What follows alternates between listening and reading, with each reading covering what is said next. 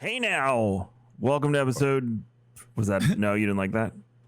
I was like, "You're an all-star. Get your Game on, go play." Yeah, Hey now. Yeah, that works. Okay. I can't play this on Twitch now because copyright. Uh, Welcome to Star Wars and Scotch, episode 55, with myself, 55. Kevin, joined by Tim, my co-host. Hi. Hello, that's me. aka Darkness429. He's I know, you may currently have making a offended me. graphic so people know what server he's on at all times when he's playing New World, which Tim shockingly enjoys.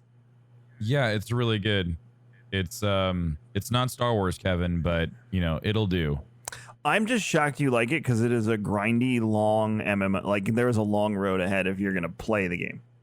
Yeah, but like I can spend 8 hours chopping trees and talking to chat. Well, So speaking of, you know, like you spoke to chat about Star Wars and Scotch the other day while you were. oh my God, we talked about. Okay, so we spent 2 hours just bitching about M count. Sorry, I spent 2 I was hours gonna bitching say. about M count. Yeah, it was me. Someone sent me a tip and they're like, hey, you know, it's been a while. I would love the TLDR on why you don't like the M count theory. I'm like, oh, here we go. Well. Yeah, sit on down. I have a tale to tell. So yeah, it was good. It was a good discussion. Pimped out Star Wars and Scotch. So if this is your first time listening to Star Wars and Scotch because you heard about it on stream. Hi, welcome. It's nice to have you. There are 54 other episodes you can listen to, all of which have some semblance of relevancy. I always tell people go back and listen to the Mandalorian episodes because we were They're so good. we were really theory crafting and having a good time. So knowing what happened is always fun. So please enjoy the journey. I actually, you know what I put in for yesterday at Rare Job Agency, Tim? What? The Star Wars and Scotch brand refresh. Ooh, let's go. So, and whatnot. And then I mentioned to Paul that you and I, before the end of the year, should do 1 or 2 SWS game nights. Yes. And then we have the other project that when we launch the one project, we can do the other Star Wars thing we wanted to do once a month, if you remember that one. But the other thing has to launch first. Right. You don't know what I'm talking about, do you? There are so many things, Kevin. I feel like if I say something, I'm going to get it wrong. Anyway, so lots of cool stuff coming down the pipeline for Star Wars and Scotch. We're glad to have you. But before we get going today, make sure you go over to highscoretees.com/raredrop and check out that 5th anniversary collection because it's going away soon. Only a few more weeks. Aww. On the 5th anniversary collection. You can go experience Rare Drop and the adventure of fun and fortune. Adventure is the Indiana Jones, or as my wife put it, DuckTales style. Oh, it does look like DuckTales or like because they use the same font. And then we have Fortune, which is the Black Lucky Cat, and then you have Fun, which is the Ska, which Tim was not into Ska until we were like in the car listening to Les and Jake, and Tim went, "Oh, this is Ska. I didn't know that." I was like, I love this song. And Kevin's like, this is ska. I'm like, Uh-huh. He was like, yeah, it is. Well, you didn't know. you have a long, rich history with boy bands, so I can see why you Shut never up, got into Kevin. Ska. Stop saying that in front of my friends. We'll be at the gym. That's something that we say in the gym in confidence. What happens in the gym stays in the gym. And Backstreet Boys will come on, and I'm lifting, and I hear Tim behind me. You want my fun? Hey, we're going to get DMCA. Let's jump into it. We'll start with the big news first. Book of Boba Fett has a release date of December 29th on Disney Plus. No real surprises there. A little bit later than I expected. Totally fine, though. No issues, no problems. It's a Wednesday this time, Tim. Are they going to do the Friday? Wednesday. Oh, Remember they did that with, I believe it was Mandalorian. I would assume so. They did a Wednesday drop, and then they did a Friday, and then they went to the normal Friday cadence. Yeah. So I would assume that's what's happening here because Friday is the 31st. So that's New Year's Eve. So that would make sense that we'd get a new episode to watch. You want a theory craft? Yeah. Does a bear poop in the woods, Kevin? Here we go. We need to, Okay. we got to get a theory crafting sound clip of just like the theory crafting, or I don't know, something like that, or maybe chat. Something a little crafting. classier. Oh boy, howdy, I'm ready. So, Book of Boba, what are your expectations, Tim? My expectations are that Boba Fett is going to get framed up as the anti-hero. This is going to be Boba Fett's redemption. It's also going to be flashbacks, I think, to explain the Sarlacc pit resurrection. I think that's how they're really gonna tie up a lot of loose ends with Boba Fett here. And yeah, I think they're gonna tie up the loose ends with with his character creation. I think we're gonna get some nods to Omega and his time on Camino, because they dropped that bomb. Like, you can't just like drop this whole bomb of like Alpha and Omega, Boba Fett and Omega being from the exact same, like they're clones, they're twins. So they came out at the exact same time. They know each other. So I'm really interested to see what happens there. And yeah, I think it's just going to be like fun cowboy-esque adventures with the Book of Boba Fett. But I think it's going to really frame him up as being like, he's not a bad guy, but he's also not a good guy, which is weird because he was like one of the most feared villains. He was one of the most feared bounty hunters amongst the Empire in the galaxy. And now he kind of feels like a good guy, but not really. So it's weird. He's what Han Solo wants to be. Yeah, exactly. Well, it's what originally Han Solo was supposed to be. We talked about that too. Oh my gosh, Kevin, we spent an entire hour talking about the whole who shot first thing. Yeah. Who shot first? So, Han Solo did. Han Solo shot first, but they reversed it when they remastered Star Wars because they didn't like that Han Solo was being framed up as the bad guy. But the entirety of episode 4 is the journey of Han Solo being an absolute dirtbag pirate, which he's supposed to be. Yep. Totally fine. He is an anti-hero at that point. He's a villain, essentially. He's a space pirate. He's doing bad things. He's doing selfish things for himself. All he cares about is Chewie, himself, and the ship. That's it. By the end of episode 4, he loves people. He has friendship. He understands that there's a cause greater than himself. It's a beautiful story, and they completely screw that up. There we go. Very nice. Thank you. I used to have a shirt that said Greedo shot first just because it would piss people off. It was just block letters. All inside was Greedo shot first. And people would just come up to me and be like, no, Han, if you go back to the original. And I'm like, I know, I just want to start shit. I'm a pot stirrer by nature. I agree with you. If we don't get explanations to him surviving the Sarlacc pit, I'll be pissed. Me so mad. And I'm already on ice with this show because it's Boba Fett. He's probably one of my least favorite characters in all of Star Wars. But this is kind of a hear me out. Anytime they produce something live action, I'll watch it. Doesn't matter. Yeah. So, and it'll be added to my continual, I don't say annual anymore because there's too much content now. So it's just my rolling chronological watch through of the Star Wars universe. Well, don't forget, we also have the show that comes out on November 12th. So we don't even know what that's going to cover. So the November 12th show might actually be like a whole flashback episode. It might be like him, like moments after him getting like just punched into the Sarlacc pit, you know, and then what happens after. Like, I don't know what they're going to do, or it's going to be moments after him jumping into hyperspace after he leaves Din and crew on Moff Gideon's ship. I think that's like really the only two options you have. You pick it up moments after he jumps, or I mean, I guess they could pick it up right from Jabba's throne room, which I think would be kind of weird. I feel like that's the starting point for Book of Boba. So I feel like is November 12th going to be a teaser? Like, is it going to like be like the episode 0? Is it going to be like essentially the pilot show for this? What if November 12th gets us from the Sarlacc pit to him following Din?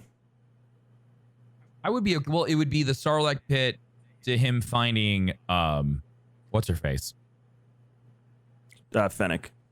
Yeah, so he would meet Fennec, and at that point we pretty much know what happens, because from when he fights Fennec to when he goes back to Tatooine, like when he like leaves and goes back, is just like days.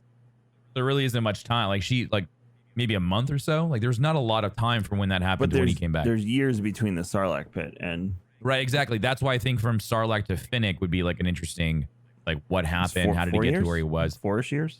4 years, yeah. Yeah, so Well, 5. Technically 5 because Mandalorian starts at 5-year mark after Death Star 2 blows up. yeah, so that would make the most sense of what it will be, and then like you said, it'll start in Jabba's palace on December 29th. That's what I'm thinking. Which is now Boba's palace. How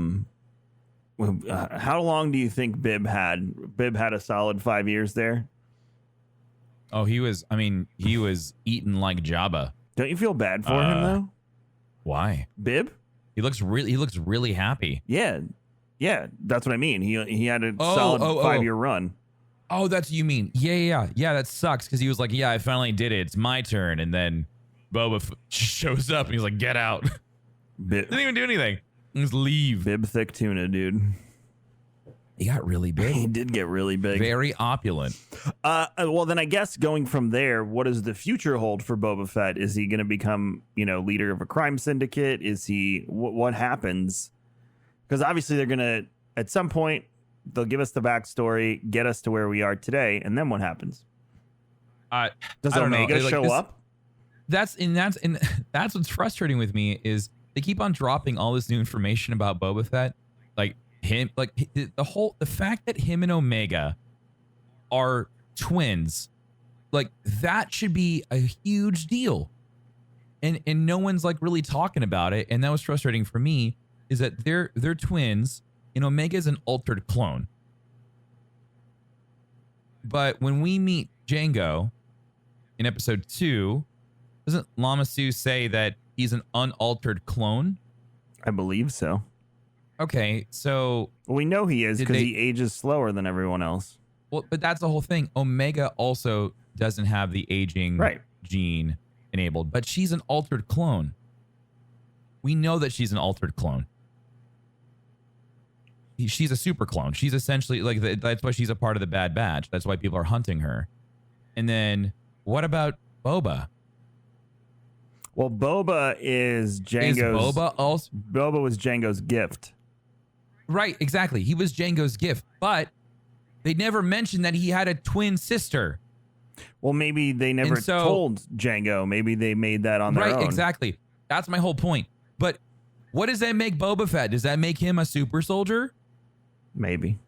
Are they using the fact that Boba and Omega are actually they are super soldiers? They are the same mutations as the Bad Batch, right? They were the originals. They were the test subjects, right? Yeah, but or Omega. We knew that Omega was until she mentioned that she had a clone or a twin.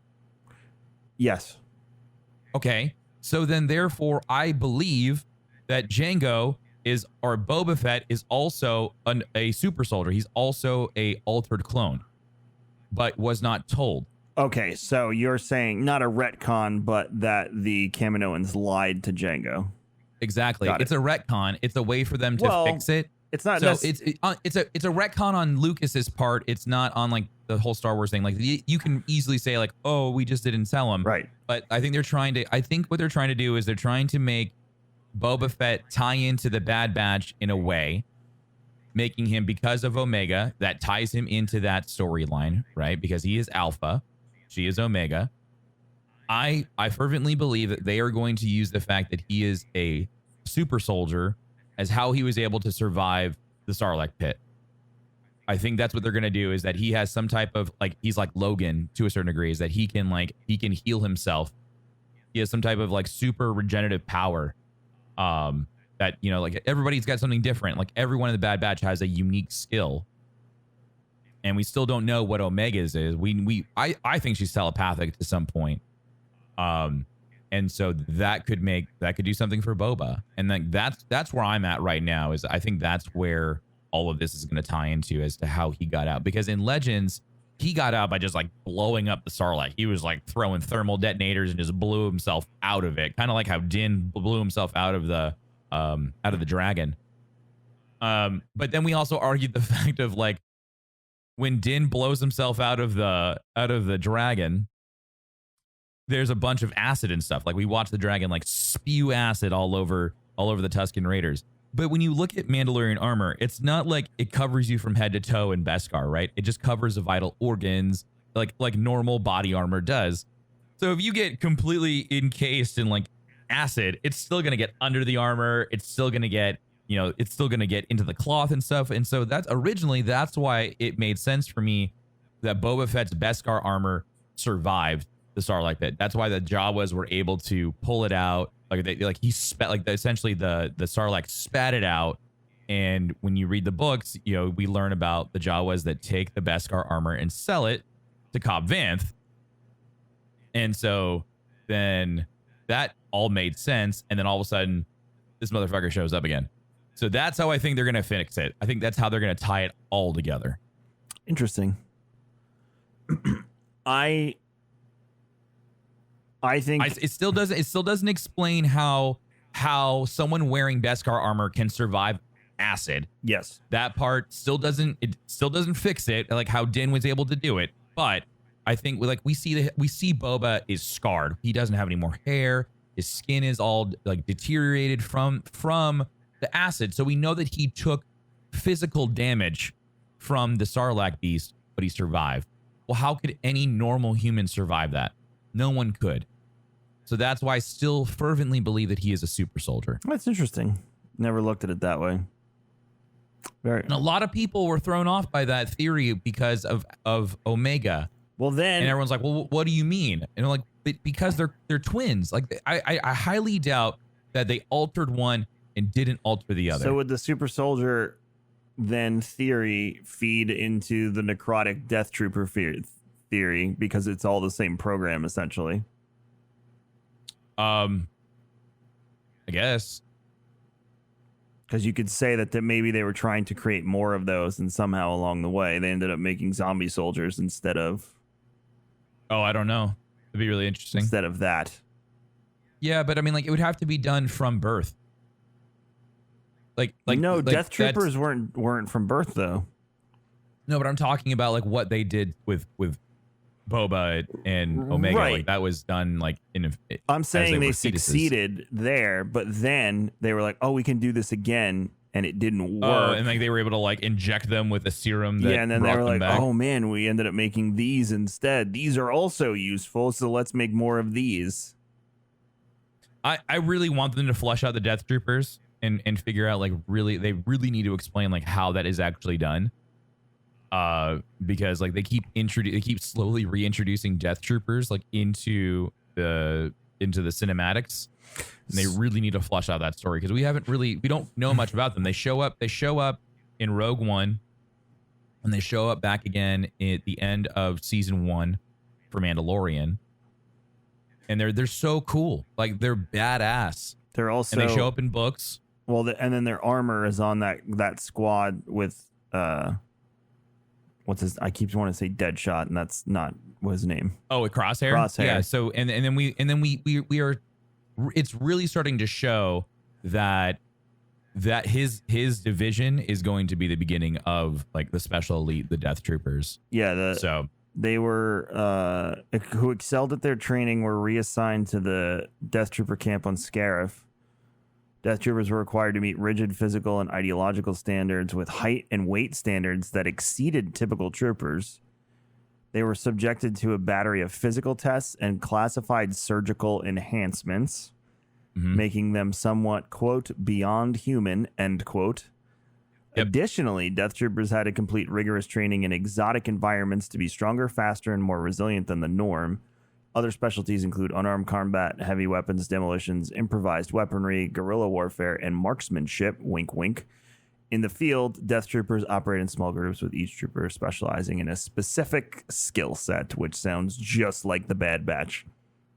They're biomutations that they implement. Like some of them are like so intense that it just leaves them looking like a Frankenstein at that point. At least that's how it's mentioned in some of the books. In Thrawn, they talk about like the Death Troopers and just like how just like menacing they look when their armor's off, like they're all scarred and they just look just terrifying.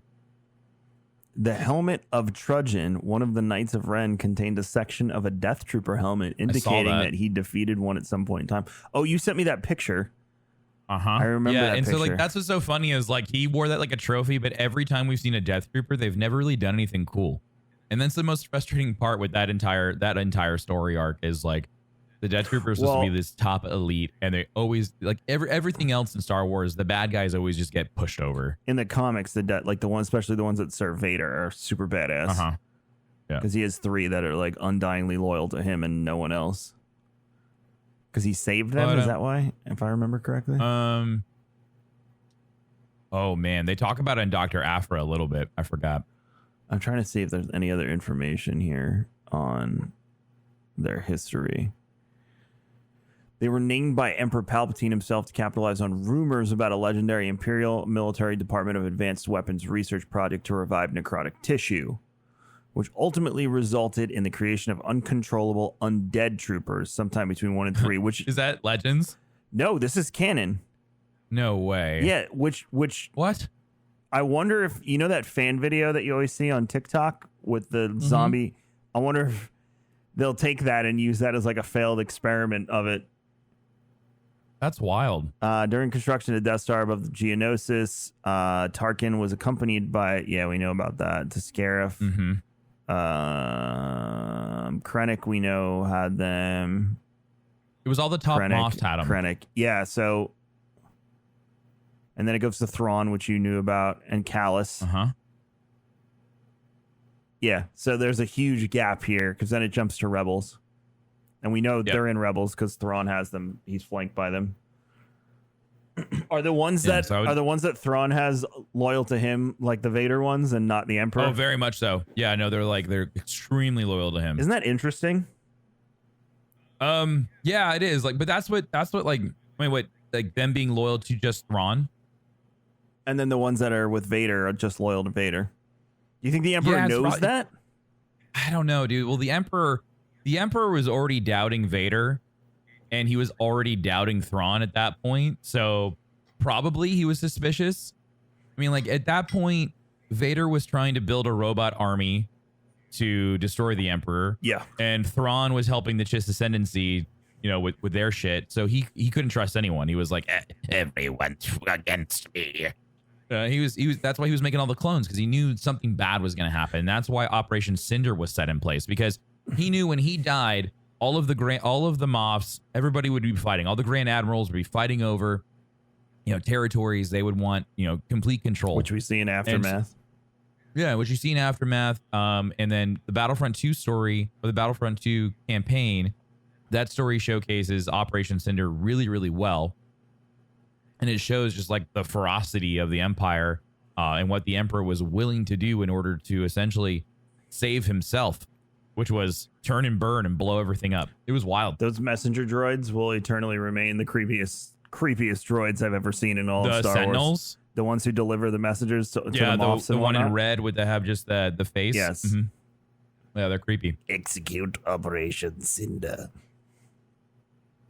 But man, we really went on a tangent from Boba Fett. Yeah, well, I mean, if your theory holds up, it leads to a litany of other things that we would link back to Bad Batch season 2. So it's worth saying because there's correlations there, and we're not the only two. It was all over the internet, making the crazy Charlie Kelly charts of like. And then they ended up here, and what about Boba and the child? And look at it! I'm wearing my I'm all ears shirt today, by the way. You see? Oh, I like that. It's good. I'm all it's ears. Cute. Yeah, I have the matching underwear too, in case you were wondering. Oh. You have socks? You have socks? No, I have my. Sorry, audio viewers, that you can't. I have my this. Donald Duck socks that I got at Disney Springs on today. Very nice. Yeah, very nice. Speaking of more Disney. Lego Star Wars Terrifying Tales comes out today. So too early. Tim, this is not one Tim and I are waking up with the ass crack of dawn, and we're not going to watch. I'm going to watch it with my son. So I'll report back next week. Please do. This is not required watching as an SWS patron or host. So if you're not interested, no worries. But I'm going to watch it this week with my son, and I will let you all know. Thank you. The cover art for it is hilarious. There is a broken Death Star, which looks like a moon in the background with a cloudy scene, and a gravestone with the Empire sigil that says "Rest in Pieces." Legos, haha. Aw, cute. And then a Vader hand coming up out of the ground like a zombie with a red lightsaber. So, I'm gonna watch it with my son this week, and I will report back next week. What if that's all canon? Nothing in Lego is canon. They've said that numerous times. But what if it is? Some people believe Visions is canon, Kevin. What if some of it in Legos? Then that means the Christmas special broke the timeline, and we do have a Star Wars multiverse. That's what that means. Could you imagine if they're like, hey, by the way, everything that happened in Legos is real? Just in a different universe. Even the retelling of the classic stories is so, like, they put comedy in it on purpose, and you know, things happen. So we're gonna feel foolish when they pull that one on us. Yeah, I think we'll be okay. But yeah, so I'm gonna watch this with Hunter this week, and I will report back to you. But it is out today. When you hear this, you can go watch it on Disney Plus. Star Wars Terrifying Tales, it's called. It's the Halloween special. Much like the Christmas special, which the Christmas special was cute. It was funny. It was, all the Lego stuff is cute. It's just, you got to take it with a grain of salt. Don't go into it thinking you're going to have this like complete Star Wars cathartic experience. And that's what I thought when I went into watching it. No. And I realized that I need a kiddo. Yeah, it's for kids me to watch. It's for kids. Will he not watch? He's not interested in Legos yet. He's too little. No, he wants to Elmo, Barney. Oh, remember? He'll get there. He likes Marvel though. He has the 5 minute storybooks. Yeah. He has a Marvel Hunter one. has those. I read to him the one about Peter Parker sending out party invites, and Thanos ends up getting one, and he ends up with a Chitauri army to invade Central Park. It was great. It's a terrible story, but it was super fun. The kiddo loved it. He loves Captain Marvel, and he loves his Star Wars stories right now. He reads is it's a story about C-3PO, R2-D2, and BB-8 going to Tatooine to scan the planet to send information back to General Organa at the time. And it's terribly written, but he loves it. It's not for you, though. That's why it's terribly written. Not for me. Star Wars is for kids. We have the Golden Book, so we have the original trilogy, the prequel trilogy, and then we have the High Republic Golden Book. Aww. We have to get those for him. And the funny thing is, the High Republic one is completely canon, and it actually fits in between stories. It's about what happens. As dark as this sounds, it's about protecting the people on what's the planet that Hetzal Prime? Oh, when the asteroids coming to blow them up? Yeah, it's about the Jedi like saving the people on Hetzal Prime. That's dark because a lot of people die on that planet. Yeah, well, it's a kid's book, and they don't let them die in front of the kids, but it's just funny that that's where they go with that, and then it goes to like Starlight Beacon and all the Jedi at the end. And well, it's cute. Yeah, it's cute. It's cute. Well, it's Christmas soon, so well, I'll get it for you're Kyler currently for reading. You're listening to the new the Lorna D book. Yeah, so tell me about that. I haven't started it yet. So it is completely voice acted, and I forget the name of it. Pick it up on Audible. So it is called.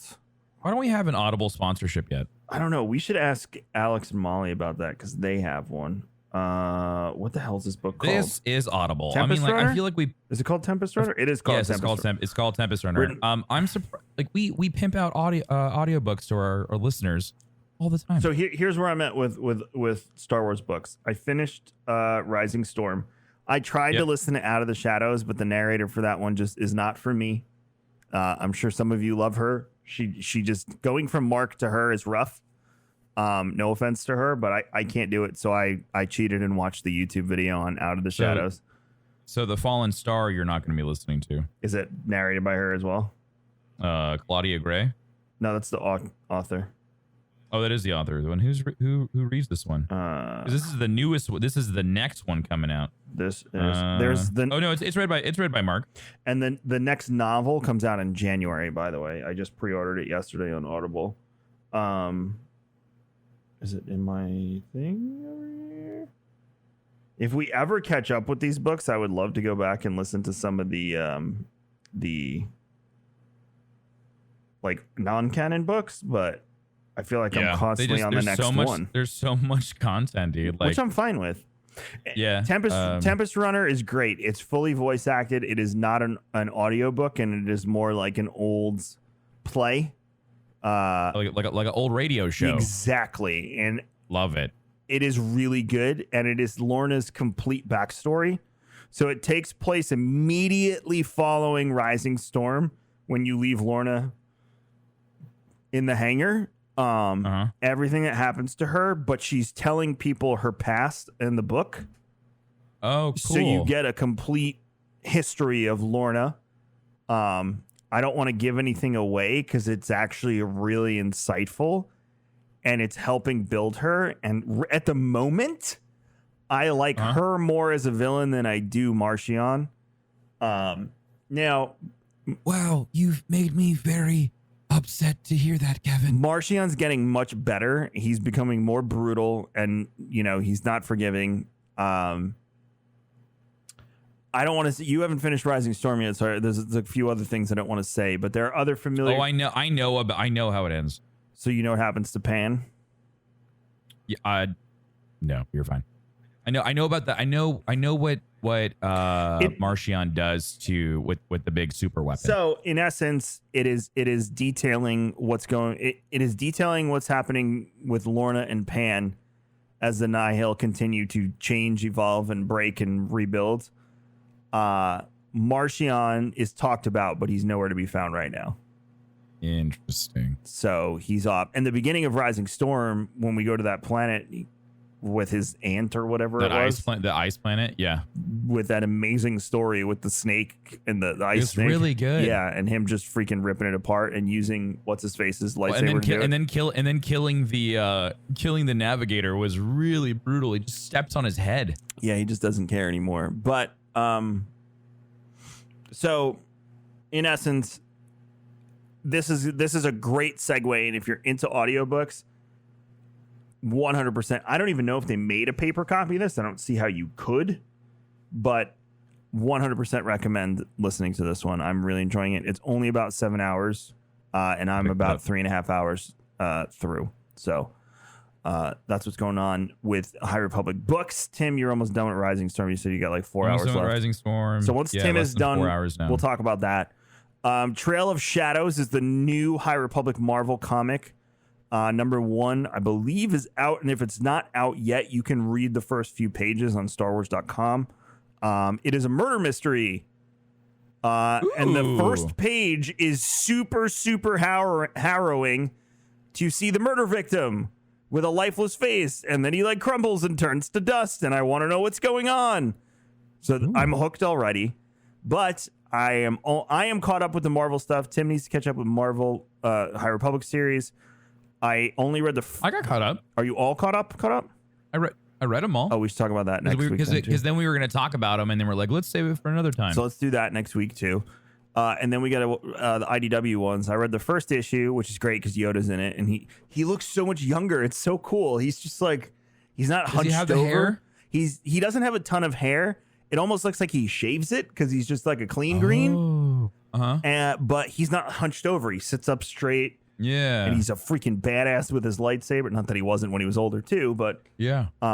It's fun to see the one character in this universe in a different time when he's but they also, we touched on it when we reviewed the first book, like Yoda's been into some shit and no one knows what it is. He's off doing his own thing and nobody knows what he's doing. So at some point they're going to have to start talking about it. And I have a feeling it links back to Legends and back to season 6 of Clone Wars when his dark side comes out and it's like, why don't you play with me anymore? Which is one of the most terrifying things. You really want to see that. You want that so bad. I want to see it so bad because it throws you for a loop because because he's Yoda. It's not the Yoda Even think of the way Mark described Yoda and the way he said why he was his favorite character. There's almost this hollowed, holy aura around Yoda because of who he is. Sure. And then to know that he struggled with darkness and apparently dabbled in it. If you go to, again, I'm comparing it to Legends. I feel like he dabbled in it at some point. So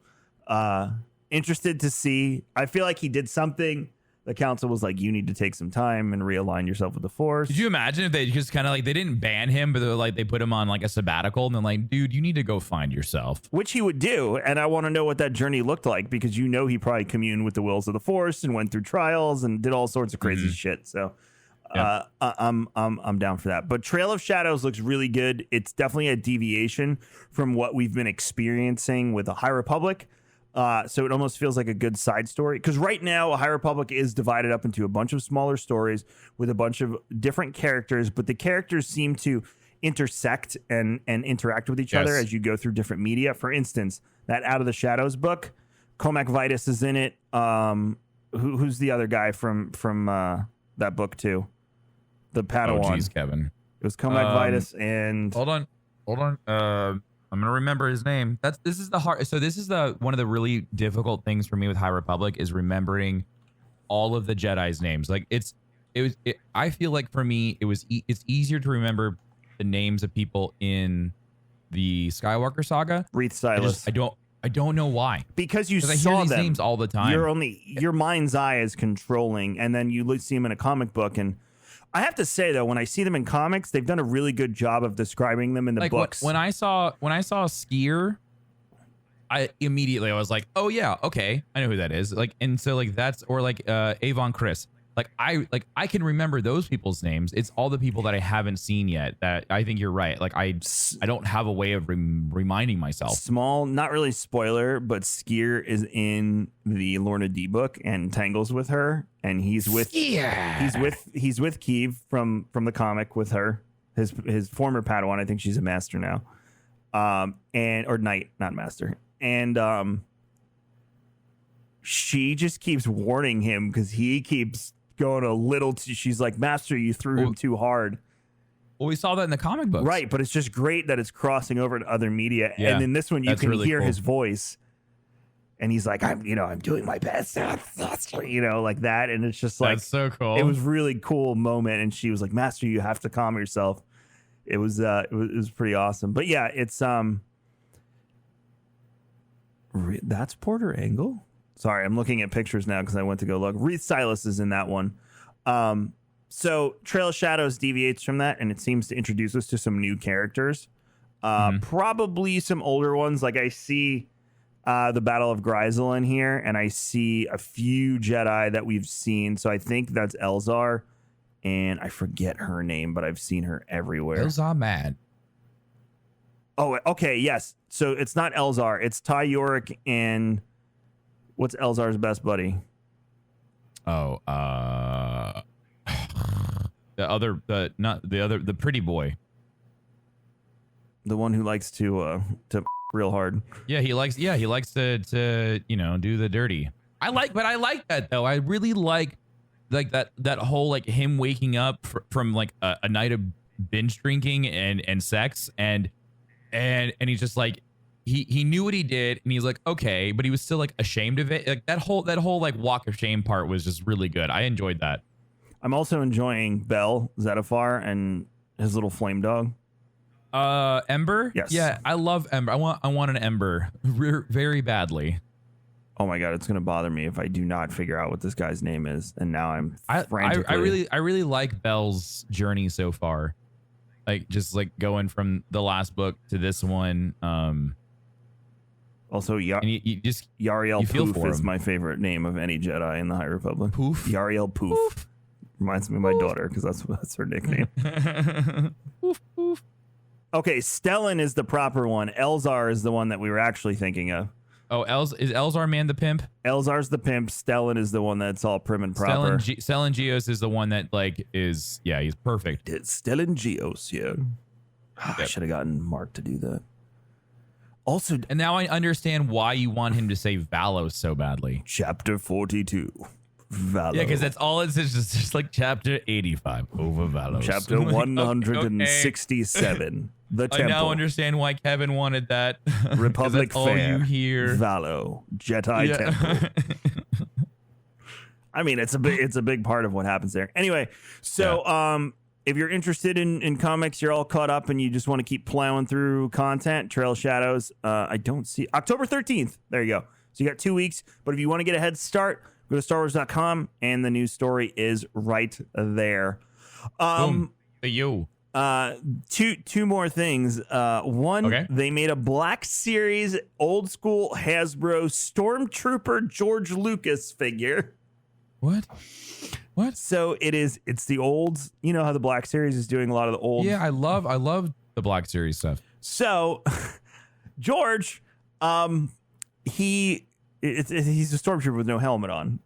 Oh, he's carrying his helmet. Why do we need this? And people were sending it to me like, you should get this. I'm like, you haven't listened to Star Wars and Scotch if you think I want a George Lucas we don't figure. like George Lucas very much. I like him for what he has given Star Wars, but and now his wife is all like outspoken about how much she hates the sequel trilogy.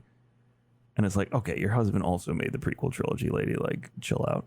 He made The Phantom Menace, which I will say it again. Fair, watch yourself. It is the worst movie in all of Star Wars, except for the last 10 minutes. Okay. The worst. It's like one of the most iconic lightsaber fight scenes ever. Except for the last 10 minutes. Now this is pod racing. God in heaven. Yep. The only way they could make that Tatooine Rhapsody episode worse was revisiting one of the places I hate most in the Star Wars universe. Are you an angel? Oh my God. Yeah, we can go. I can keep going. Please stop. The writing is terrible. The writing is abysmal. But it also gave birth to my favorite meme ever, which is Darth Maul saving the universe. Anakin, look out. Yeah. It was so good, dude. That could have been it. That could have been Star Wars. Darth Maul could have lived on to be the hero he was meant to be. The world would rejoice. Like, oh well. Yeah, but then we would have never gotten his amazing monologue when he's in the throne room on Mandalore talking to so good. Ahsoka. Last thing before we head out today, there is it's called The Odyssey of Star Wars, and it's an epic poem written in the fashion of the Odyssey of Homer. So I'm gonna buy it because I'm very interested in, and the art alone is really cool. It looks like old Greek Are you art. gonna serenade me with these poems? Yeah, I could do that. Yeah, we could do that. Okay. 100%. Perfect. I also ordered the Ronin book. Yeah. You said the artwork in that looks really nice. Yeah, and it's one of those books where you can display it somewhere, and it's 100% worth. Like, honestly, it's a nice coffee table piece. Yeah, honestly, I've been looking on Etsy. No one has it yet, and I'm sure it's going to pop up. But I want Ronin Star Wars art now. That's my new. Oh. That's my new thing. You know how I go through phases where I want things. Yeah, that's my yeah. thing right now. Okay. I am obsessed with the duel. There's a lot of Star Wars Ronin stuff out there. Like not from that show, but like the Japanese, like that Japanese influenced samurai Star Wars stuff is everywhere. Yeah, I there's a few people that have done pieces where they turn like a bunch of characters into what they would look like in feudal Japan and things like that. There's people that have done it like Arthurian legend style. I love playing with IPs like that. I think it's fun. But yeah, that's my new thing. We have a restaurant, Tim, Rocco's Tacos. Rocco's Tacos. Which Rocco's Tacos is a sit-down restaurant. If you live in Tampa, it's by International Mall, and it's a whole Star Wars theme inside. So it's like Coco meets Star Wars. It's really cool. And they have all of these portraits of Star Wars characters with the what are they called? Sugar skulls from Dia de los Muertos. Is that what they call them? Sugar skulls? I believe they call them sugar skulls. I thought they were death masks. They're called sugar skulls. I did it. Look at you. I thought they were death masks. Thanks. I thought they were really dark. Thanks, Epcot. Nice job. So they have stylized as all the sugar skulls, and then they have them in another corner, and they're all stylized like Victorian with the big poofy neck pieces and whatnot. And if you go take a piss, they have a camera a TV at the urinal, and they're constantly playing the original trilogy on loop. So you can sit there and watch the Death Star blow up while you're taking a piss. I mean, and their margs are 10 of 10.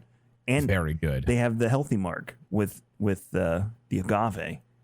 Yeah, you call it skinny. Call that a skinny. They changed the name. It used to be called the Partita Rita. Oh, I like that. That's clever. Now it's the skinny. Womp, womp, womp. Anyway, so yeah, head over to Rocco's Tacos if you'd like to eat in a Coco. If you've ever dreamed of eating in a restaurant that has a Coco Star Wars mashup theme, that's the place for you. Not an ad. It could be though. Rocco's Tacos, we're looking at you. Actually found out someone who waits at Rocco's Tacos watches the stream. Oh yeah, when we were there that one time. It was our waitress one night. It was no, it was her husband. Oh no, it was her boyfriend that watched me, and she texted him, and she came up, and then she came to the stream the next day, and she's like, "Hey, you're awesome." I thought that was really cool. Anyway. So if you want to meet Tim and eat in a place that has a cocoa. Well, that's going to do it for this episode of Star Wars and Scotch. We appreciate you stopping by today and enjoying the show. Make sure you head over to kingscoastcoffee.com. Today, October 1st, the first drop of cocoa is hitting. So by the time you hear this, it might not even be there. But go sign up. Make sure you're on the mailing list because that is the quickest way to find out when things are coming. But kingscoastcoffee.com, by the time you hear this, that cocoa might be gone. But if it's not, go check frantically, quickly. There will be more cocoa. There will be more. Yes. We're waiting for it to come in. But we managed to get this drop earlier than usual. So take advantage of that. Make yourself a mocha or have some spooky little ghost marshmallows in your Halloween hot cocoa. Ooh. Either way, thank you so much for hanging out with us today. We appreciate you. Real quick before we run out of here, I'm gonna turn the vlog on so everyone can see Tim and wait, no, there we go. Hi. There's Tim on the vlog, and you're on the vlog right now, but you don't know it. There's Tim. Hello, Tim. Hi. Yeah, so if you guys didn't know, the Rare Drop vlog is back. So you can head on over to raredrop.co. You can find our YouTube channel, Spotify, everything, all the content that Rare Drop creates. You can head on over to raredrop.co. Check out the vlog. It's all the fun behind the scenes stuff that you don't get to see on stream, or really the stuff you don't get to see on stream. So Kevin's family's on there, my family's on there, Ben's family's on there. We got Mindy and Paul and Nate. Mindy's taking my camera because she's going to Food and Wine Festival this weekend. Oh, lucky. So, well, there it is. Yeah. So Mindy's gonna have the camera. So that'll be very exciting. Either way, thank you so much for hanging out with us. Make sure you head over to fb.gg/darkness429 to go check out Tim Monday through Friday, 9 a.m. Eastern. He's playing New World right now. You can join him on the Topanga server. Halo. The Topanga server. Topan. Yeah, or just Topanga. Topan. You can log in it. What is it called? Logging and clogging our company. Oh, mine is the cult Unity. Oh, you did it. Oh, okay. I'm in Ben's. Sorry, it's called logging and clogging. I saw logging and clogging. I figured that was Ben's. Yeah, it's Ben. So. Is that it? Do we tell them everything? I think that's it. I think we're all done. No, I think we did the thing. Okay. I think we're well, good. you can send them off this week. All right, guys. Well, thanks so much for watching Star Wars and Scotch. It's been a pleasure having you. Yeah, and Kevin, you already did all the information. I was going to do the full sign off. You only had to say one thing. All I had to say was one thing. I wanted to do the entire bit. May the Force be with you. Kevin, punch it. I don't know what you wanted me to say. I'm not sure. We're still going.